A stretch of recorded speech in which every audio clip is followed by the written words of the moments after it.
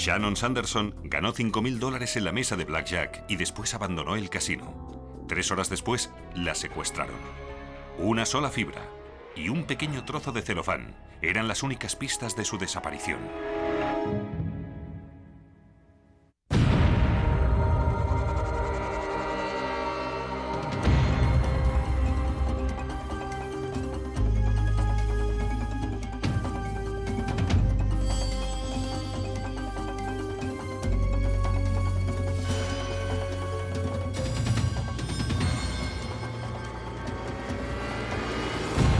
Crímenes imperfectos. Hilando pruebas. Tunica, Mississippi, es el tercer centro más importante de juego de los Estados Unidos. A Shannon Sanderson y a su segundo marido, Robert, les encantaba ir allí. El 19 de abril de 1996, Robert y Shannon decidieron ir a Tunica a jugar para celebrar el 58 cumpleaños de Robert. Pero en el último momento, Robert cambió de planes. Le dijo que venían a visitarle las hijas de su anterior matrimonio para traerle un pastel de cumpleaños y que deseaba pasar un rato con ellas, y le propuso aplazar su viaje a Tunica, Mississippi. La pareja tuvo una discusión, pero Robert decidió quedarse en casa. Shannon llevó a sus hijos de su anterior matrimonio a casa de la canguro y se fue al casino sin su marido.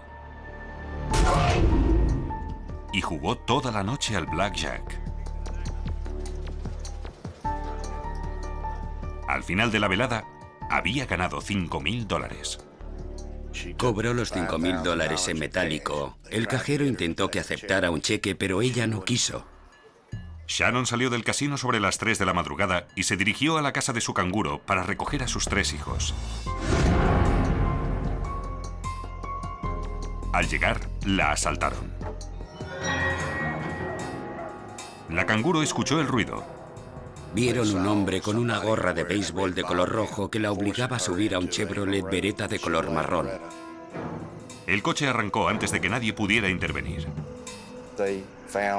Encontraron una uña postiza que cayó durante el forcejeo y un botón del vestido que Shannon llevaba. Y por supuesto guardaron aquellas pruebas. Uno de los vecinos consiguió identificar al asaltante. El vecino nos dijo que el marido de Shannon conducía el coche. Cuando al cabo de unas horas la policía interrogó a Robert, el marido de Shannon, negó su participación en el asalto.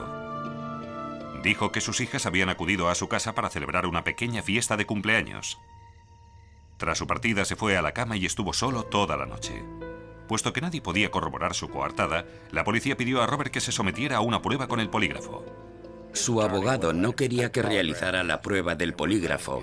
No quería que hiciera una declaración aparte de lo que había dicho a los policías sobre un informe que decía que habían acudido a la escena del crimen la noche del secuestro. Eso nos alertó y no pudimos eliminarle como sospechoso. El examen de la vida de la pareja reveló que tenían bastantes problemas conyugales. Para ambos era su segundo matrimonio y tenían una diferencia de edad de 33 años. Algunos miembros de su familia nos informaron de que en su matrimonio había más problemas de lo normal, que la discusión que mantuvieron durante el cumpleaños de Robert no era un incidente aislado, sino que discutían muy a menudo. Si Robert Sanderson sabía algo sobre la desaparición de su esposa, no parecía dispuesto a hablar, y la policía no tenía idea de su paradero.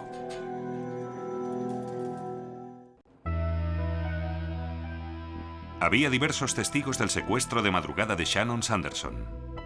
Uno de ellos afirmaba que el secuestrador se parecía al marido de Shannon, Robert. Una testigo vio un Beretta castaño e identificó al individuo como Robert Sanderson. Era la prueba más importante que teníamos en aquel momento. Robert negó cualquier implicación en el caso y dijo que no tenía ningún Beretta de color marrón. Pero Robert era una de las pocas personas que sabía dónde estaría Shannon aquella noche. También era una persona que había ganado mucho dinero con empresas de seguridad y conocía cosas que la gente de la calle, los ciudadanos corrientes, no suelen saber. Además de los rumores sobre sus problemas matrimoniales, los investigadores también descubrieron un posible motivo económico. Habían firmado un acuerdo prenupcial Lo firmaron después de su boda y creo que lo que decía era que Robert tenía que darle un piso y pagarle $10,000 en caso de divorcio o si sucedía algo en su matrimonio. Robert y Shannon firmaron el acuerdo solo 15 días antes de su desaparición. Se trataba de un factor digno de consideración y no un dato que aparece en el radar cada vez que el Departamento de Policía de Memphis investiga un asesinato o un secuestro. Era algo inusual. Pasaron las semanas sin noticia alguna de Shannon o de su secuestrador. Su familia y amigos distribuyeron carteles por toda la ciudad solicitando datos sobre su desaparición. Y la policía pidió a la ciudadanía que llamara si tenía alguna información sobre el caso. La policía también interrogó al exmarido de Shannon, Michael. Llevaban solo 1 año y medio divorciados. No tenía ni idea de lo que había podido suceder. Uno de los policías me dijo que era un sospechoso y me interrogaron una semana justo aquí, en el centro de Memphis. Michael dijo que tenía una coartada, que la noche del secuestro estaba trabajando en una empresa química y la policía confirmó su versión. Los investigadores también descubrieron que había otro hombre en la vida de Shannon. Brett Mascam, que había salido con Shannon una breve temporada entre su divorcio y su siguiente matrimonio con Robert. Al parecer, Mascam se enfadó mucho cuando Shannon le dejó. Tenía problemas con Shannon Sanderson. La llamaba y la acosaba. Y también la seguía con su coche. Hubo un incidente en el que bloqueó el coche de Shannon y la asustó. Shannon le puso una querella criminal y consiguió una orden de alejamiento. Como todos los demás sospechosos del caso, Mascam negó cualquier participación en la desaparición de Shannon. La coartada de su exnovio era su madre. Declaró que estaba en su casa aún despierto y su madre lo confirmó y todo resultaba muy creíble. Esperando encontrar una pista, la policía decidió rastrear los movimientos de Shannon la noche de su secuestro, empezando por el casino Sam's Town en Tunica, Mississippi. Y una vez más, Robert Sanderson se convirtió en el objetivo de la investigación. Un ejecutivo del casino estaba seguro de haberlos visto juntos aquella noche. Recordaba que Shannon y Robert Sanderson discutieron. E incluso añadió que recordaba que Shannon Sanderson se escondió en un rincón del casino, indicando que tenía miedo de Robert Sanderson. El ejecutivo del casino también afirmó que Robert Sanderson le pidió que le ayudara a montar su coartada. Recordaba que Robert Sanderson llegó al casino después del secuestro de Shannon Sanderson y habló con el señor Birchfield y le dijo: «Usted sabe que yo no estuve aquí esa noche». Un mes después de la desaparición de Shannon, un hombre halló un cadáver en una granja abandonada a unos 60 kilómetros. Las fichas dentales confirmaron que se trataba del cuerpo de Shannon Sanderson. Dispararon a Shannon detrás de la oreja. Un solo disparo que lógicamente la mató. Antes la habían golpeado muchas veces en la cara. Tenía la mandíbula rota y creo que tenía un diente flojo y otro roto. Los $5,000 de Shannon habían desaparecido y también sus joyas, lo cual llevó a algunos a sospechar que el motivo de su asesinato fue el robo. Shannon Sanderson, de 25 años, fue hallada muerta, asesinada, en una granja abandonada a 60 kilómetros de su casa. Shannon dejó 3 niños pequeños de su primer matrimonio. En aquella época, solo tenían 3, 5 y 7 años de edad. Les digo que era una buena persona. Era una madre muy cariñosa. Se preocupaba mucho, mucho por ellos, y hasta el día de hoy aún se ocupa de ellos, y los cuidará el resto de sus vidas. El principal sospechoso del asesinato era su segundo marido, Robert, que no podía presentar una coartada sólida para la noche de su asesinato. Un empleado del casino recordó haber visto a Robert en el casino con Shannon aquella noche. Un examen de las cámaras de seguridad del casino reveló que Shannon Sanderson estuvo allí, pero no había rastro de su marido Robert. Pudimos determinar que aquella noche no hubo ninguna discusión entre ellos y que Robert no estuvo en el casino Sam's Town porque pudimos ver las cintas. Comprobamos los movimientos de Shannon y cuando salió nadie estaba con ella y por supuesto Robert no estaba en el casino. La investigación sobre el asesinato de Shannon llevaba semanas sin avanzar. Durante este tiempo, la policía recibió numerosas llamadas sobre el caso. Una de ellas era de una mujer llamada Sharon Powers. Llamó al departamento de policía de Memphis para decir que su marido, Gerald Lee Powers, se encontraba en el casino Sam's Town la noche que desapareció Shannon. Este conducía un Beretta castaño y llevaba puesta una gorra de béisbol roja. Eso es lo que dijo a la policía. El examen de su ficha policial reveló que Gerald Powers, de 41 años, era un trabajador de la construcción en paro con antecedentes penales. Gerald Lee Powers tenía una horrible historia criminal por aterrorizar a mujeres. En una ocasión se introdujo en el coche de una mujer que no conocía y la amenazó con un cuchillo para retenerla. Pero milagrosamente la mujer consiguió escapar con el coche. En otra ocasión entró en la casa de otra mujer, la golpeó con una cacerola y le robó dinero y joyas. Powers pasó 7 años en la cárcel por este último asalto. Y la policía no pudo interrogarle sobre el asesinato de Shannon porque había desaparecido. Pero finalmente, la policía le atrapó un mes después en la frontera con México cuando intentaba volver a entrar en los Estados Unidos. Le obligaron a bajar del coche. Powers salió empuñando un cuchillo. Cuando el agente de frontera sacó su arma, Powers vio que no podía enfrentarse a una pistola con un cuchillo y decidió rendirse. Powers conducía un Beretta rojo, el mismo tipo de coche que los testigos habían visto cuando el secuestro de Shannon. Pero Powers afirmó que tenía una coartada para la noche del asesinato de Shannon. Aún no estábamos seguros que tuviera relación con el caso. Dijo a los agentes que había ido a visitar a un amigo enfermo. Este amigo, que vivía en Clarksdale, a unos 70 kilómetros del casino, confirmó su coartada. Pero en el portaequipajes del coche de Powers, los investigadores encontraron unos fragmentos de uñas postizas de color rosa, muy parecidas a la uña hallada en la escena del crimen.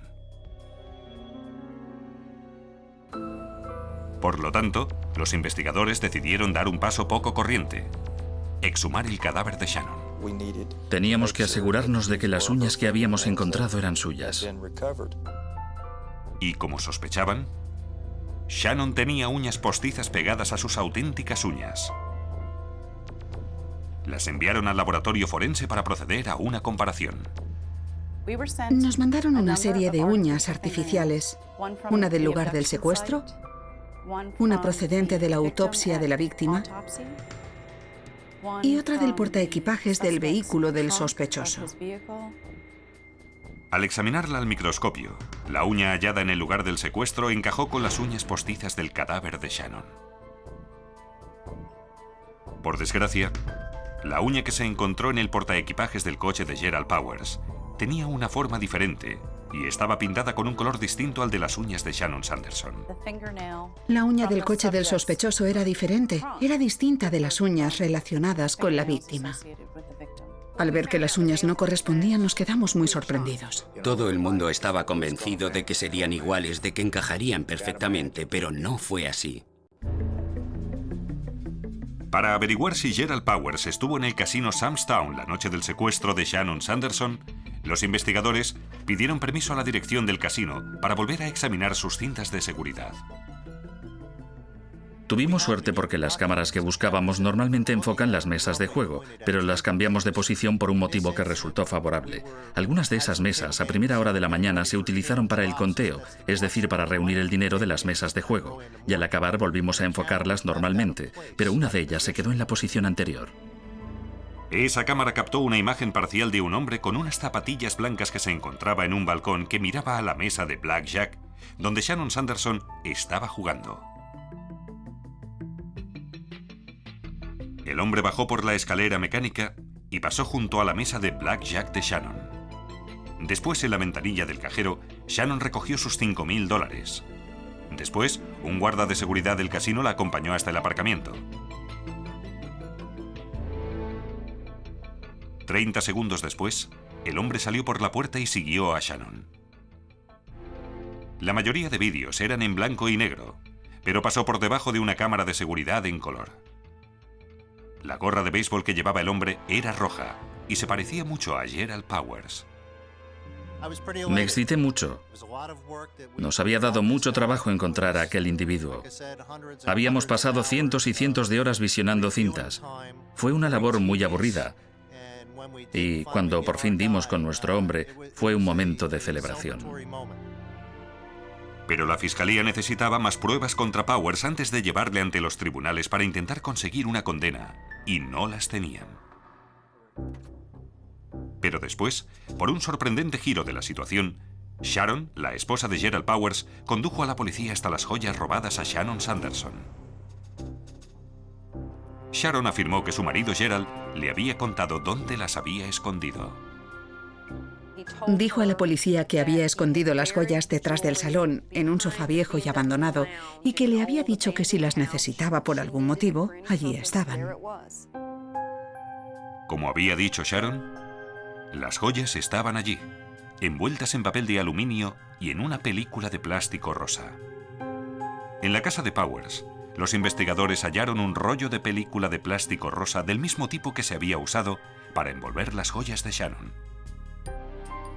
En el laboratorio forense, los científicos cortaron finas tiras de ambas muestras y las sometieron a un proceso conocido como espectroscopia infrarroja transformada de Fourier. Consiste en proyectar luz infrarroja sobre cada muestra y el grado de absorción se registra en un gráfico. Ambas muestras tenían la misma composición y el color del celofán parecía el mismo. Pero el ojo humano solo puede diferenciar 110 colores diferentes. Pero un microespectrofotómetro detecta miles de colores, y esta prueba fue definitiva. Llegué a la conclusión de que la película plástica que se usó para envolver las joyas de Shannon provenía con toda seguridad del rollo encontrado en la residencia del sospechoso. Estábamos encantados. Para nosotros era una prueba definitiva y sabíamos que también lo sería para el jurado. Después, los investigadores examinaron a fondo el coche de Powers.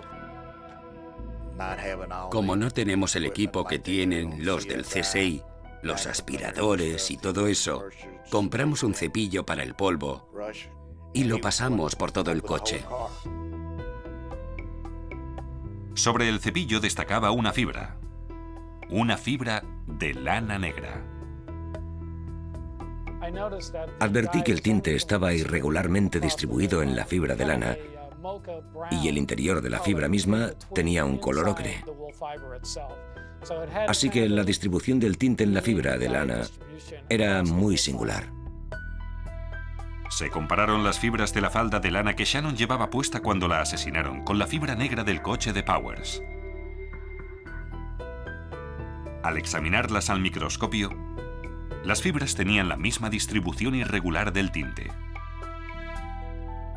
Con un microespectrofotómetro, los científicos no hallaron diferencias entre las dos fibras. La fibra de lana del coche de Powers provenía de la falda de Shannon. Es muy emocionante. Es la razón por que muchos de nosotros estamos en el FBI. Queremos descubrir la verdad. Y en estos casos de crímenes violentos no hay testigos. Por ello necesitamos pruebas para demostrar que el asesino y la víctima entraron en contacto. Y cuando hallamos la verdad de los hechos y la presentamos, tenemos la satisfacción de creer que se hace justicia. La fiscalía sabía que Gerald Powers observó a Shannon Sanderson mientras jugaba al blackjack y que la siguió hasta la ventanilla de la caja, donde cambió sus fichas por $5.000 en metálico.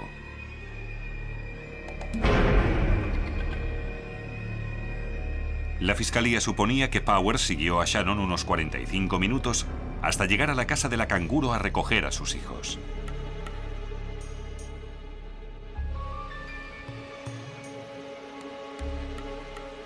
Cuando bajó del coche, Powers la golpeó hasta dejarla inconsciente y después la metió en su coche. Nadie sabía dónde fue. Pero en un momento dado, mató a Shannon con una pistola del calibre 25. Le robó las ganancias del casino y sus joyas. Y después dejó su cuerpo en una granja abandonada. En aquel momento, Powers sabía que no podía dejar a Shannon con vida, porque en anteriores asaltos en los que había intentado secuestrar mujeres, éstas habían sobrevivido para identificarle. En diciembre de 1998, Gerald Powers fue hallado culpable del asesinato de Shannon Sanderson y le condenaron a muerte. En este caso, las pruebas forenses eran abrumadoras y muy convincentes. Un miembro del jurado, después del juicio, nos dijo que la ola de pruebas que habíamos montado desde el primer testigo hasta el último les convenció totalmente. No les dejamos otra elección que hallar a Gerald Lee Powers culpable de asesinato. La fibra de la falda la situó en el coche de Powers. Fue la guinda del pastel. Sin esa fibra, habría resultado difícil convencer a 12 personas que había cometido aquel asesinato.